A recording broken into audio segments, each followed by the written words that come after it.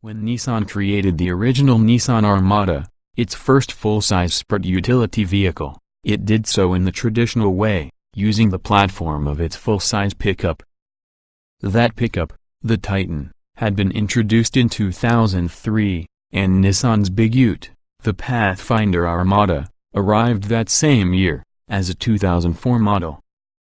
The Pathfinder label was supposed to leverage the name recognition of the brand's popular midsize SUV, but eventually it was jettisoned and the vehicle became simply the Armada. Following the script written by Ford with the Lincoln Navigator and General Motors with the Cadillac Escalade, a luxury brand version, the Infiniti QX56, soon followed. Dolled up with extra chrome and leather, it managed to be even gaudier than the Armada, an SUV as imagined by the Toll brothers. In the McMansion era, that aesthetic was hardly out of step, but sales never came close to those of the Navigator, Escalade bogie.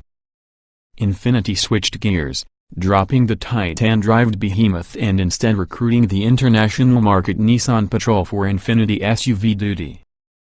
Leather-lined and re-engineered for a more pampered, pavement-oriented life, the Patrol-based QX56 arrived for the 2011 model year, shortly thereafter becoming the QX80. The Armada, meanwhile, continued on its Titan-based platform.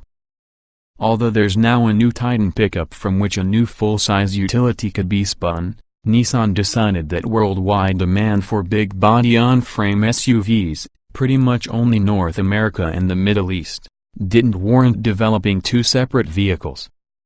So the company simply took the Patrol-based QX80 and made an Armada out of it, not so hard, since it started as a Nissan. Thus, the vehicle that began as the Nissan Patrol, and continues as such in the rest of the world, is now our new Nissan Armada. In truth, the Armada is much closer kin to the QX80.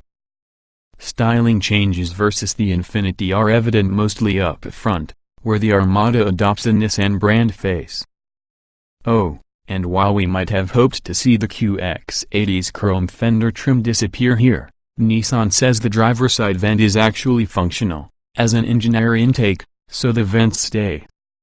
Looks live peek inside the luxurious cabin, and you might wonder whether there have been any changes at all from the Infiniti. Padded surfaces abound, hard plastic has been all but banished, and the new Armada marks a wholesale upgrade in interior finery over its predecessor.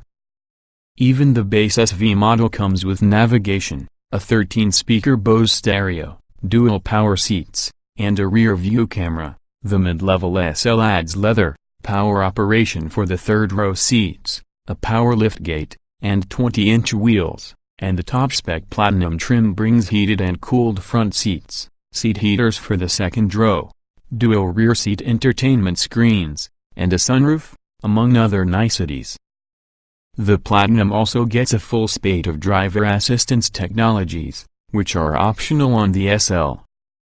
The new cabin is luxurious but smaller than before in most dimensions, although some of the previous model's space was largely wasted, serving only to make the driver feel buried in a vast, plastic cavern.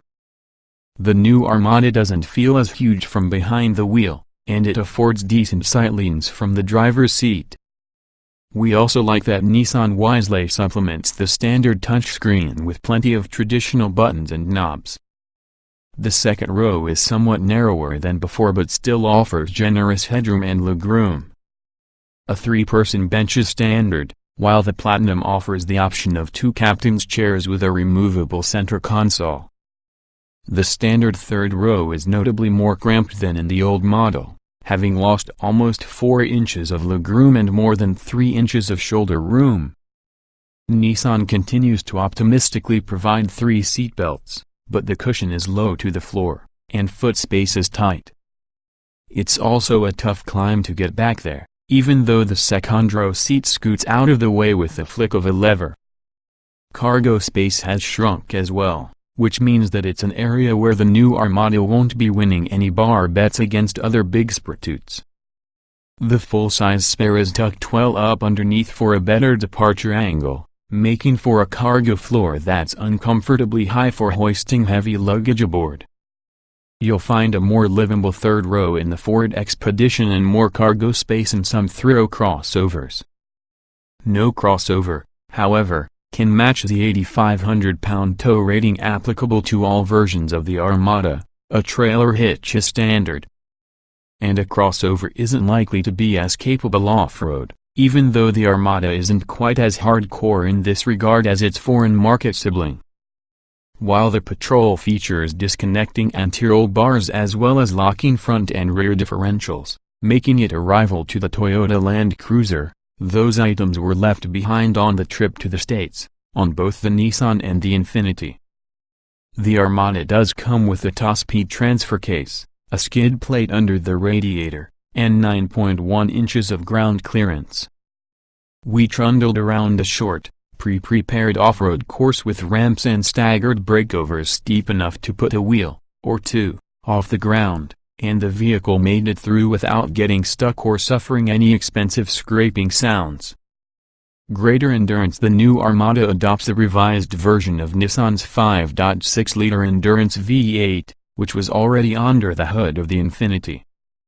With direct injection and variable valve timing, output jumps from 315 to 390 horsepower, and torque swells from 385 to 395 lb-ft. Those figures are still shaded by the Infiniti's 400 horses and 413 lb-ft. To maintain the corporate hierarchy, it's paired with a 7-speed automatic transmission that provides a wider ratio spread than the previous 5-speed, with a lower first gear and a taller top gear. Unfortunately, the Patrol Armada is between 100 and 300 pounds heavier than the old Titan base model, so fuel economy hasn't significantly improved, inching up by 1 mile per gallon in the EPA city ratings. Highway figures remain the same. More important, though, the 390 horses are up to the task of moving this fancy carriage, and the smooth-shifting 7-speed gearbox isn't lazy about downshifting. We clocked a 6.2-second sprint to 60 miles per hour in our test of the QX80 and estimate that the Armada would be 0.1 second behind, which is plenty quick for a 3-ton SUV. The engine note is a murmur, aided by the Armada's acoustic windshield and front door glass, so this vehicle is a quiet cruiser. The Armada uses the same 4-wheel control arm suspension as the QX80, with steel springs. The Infiniti's optional hydraulic body motion control system is not offered here. We're told the Infiniti is tuned for a plusher ride, but the Nissan feels pretty soft, too. It smothers bumps, even on 20-inch wheels, and while we noted a bit of floatiness, it's far from unpleasant overall. Overboosted steering, though, saps driver confidence, because there is no increase in effort as you crank it off-center. The new Armada isn't quite the big-box SUV that the American brands offer, and while it's closer to the international-sized Toyota Land Cruiser, it can't match that vehicle's off-road heroics.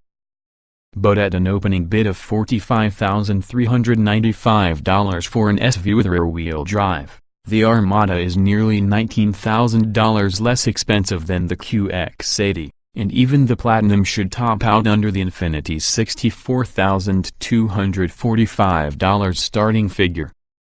That's not as cheap as the outgoing model, but it's still something of a bargain among big SUVs, especially given the Armada's newfound refinement, which is nearly on par with the Infiniti version.